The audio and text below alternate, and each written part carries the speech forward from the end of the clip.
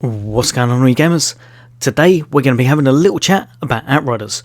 So if you want to know why I think other people can learn from what Outriders have done, then stay tuned. That's coming up next.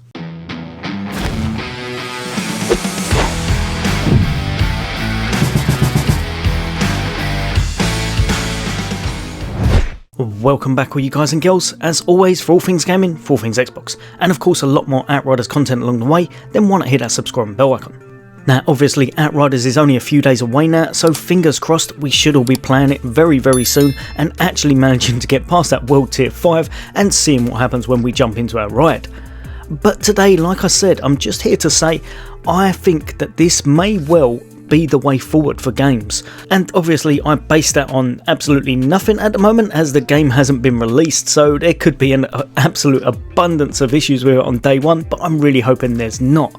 The thing that I think they have done really well is the fact that they managed to bring the demo out. They knew that their game wasn't ready in time and instead they pushed it back, and then they brought the free demo out. And not only was it a time when a demo was needed, because to be perfectly honest, there was not a lot out on the marketplace as such. There wasn't much going for gaming at the moment.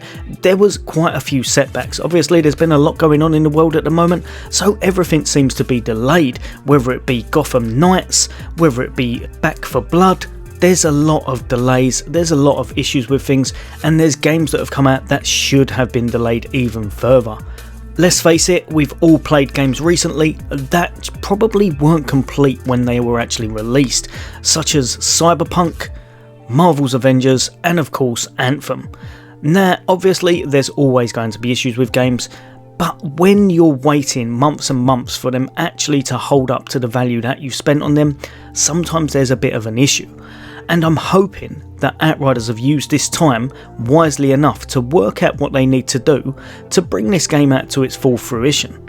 Now another thing that I think they've done really well is the fact that they've managed to release it on Game Pass for day one.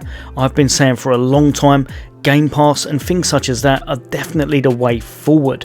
If you have a little look at Netflix, streaming services, everything where you can just get the content you want by paying a kind of subscription fee, they seem to be doing so well at the moment. And especially, like I said, with everything that's going on, just knowing that you're going to be able to get that game and get it, well, I'm going to say free as such if you are already paying that subscription, is really good. I think the more games that can do this type of thing, not all of them will be able to of course, but the more games that can go straight onto these kind of services, I think it will just be better for everyone, as it will just mean that everyone will want to pay that subscription fee because they're going to be getting the best from it.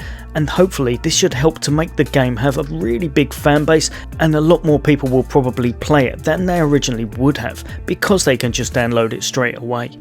Now obviously I don't know how this will make other people feel, so for example the PlayStation users as such, I don't know if this will turn them away from it, but I'm hoping not, because this game looks like it's had a lot invested into it, and some of the actual designs of the armour and the weapons are some of the best designs and best looking stuff I have seen in an absolute age. Now the reason that I say that People Can Fly have made such a wise move is the fact that they've spent this whole time updating it. They've been listening to the community. They've made around about 5 changes to it already so far, and that's just the ones I know about. I know they've tweaked mods. They've been sorting out inventory errors. They've been trying to fix connection problems. There's been a plethora of problems, there always are, but hopefully this means that they'll fix them before the actual release of the game, and that the game's launch will go a lot smoother. Now obviously, like I said, this may well be wrong, and on day one everything could hit the fan, and then I'm sure I'll get a lot of messages saying you were completely wrong, but I think that they've done a really good call making this demo a month long, and I don't even know if it ends then actually. I haven't seen an actual end date for the demo, so you may well be able to play it into the future. And to be perfectly honest, the demo wasn't even that long.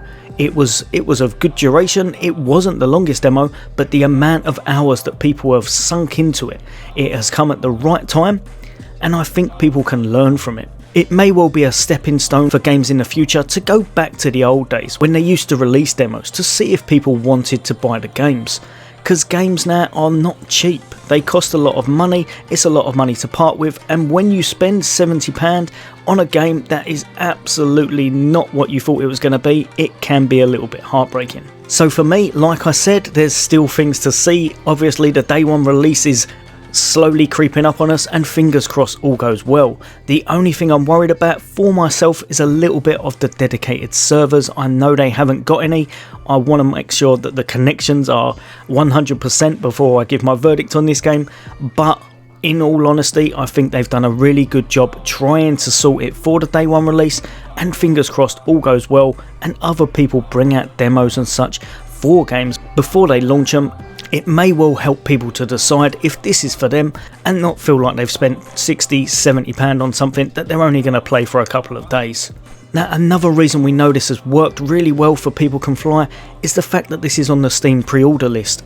I think it was ranked number 2 yesterday or number 3, and it may well go up to that top spot, meaning that this has really helped them and the sales are going to go through the roof.